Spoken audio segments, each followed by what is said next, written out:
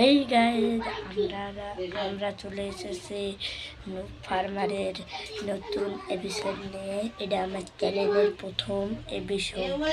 তো গাইজ আমার বাড়ি দিনাজপুর জেলা, বাংলা হিলি নামে পরিচিত।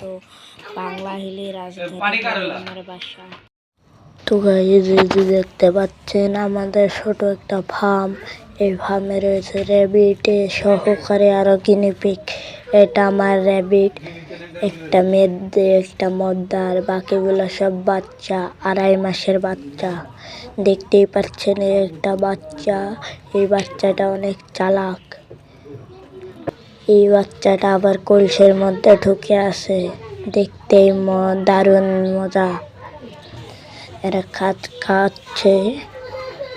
এটা আমাদের জুয়ের নাম মিনি জুয়ে আরো আছে গিনিপিগ, খরগোশ, আরো নানান রকমের। আপনারা আমার পাশে থাকবেন। এই যে খরগোশের বাচ্চারা খেলাধুলা করছে। এর মধ্যে খরগোশটা দাঁড়িয়ে আছে, আর মদ্দা খরগোশটা বসে আছে। এই যে দেখতে পাচ্ছেন যে এই যে ওরা খাচ্ছে কলমি শাক।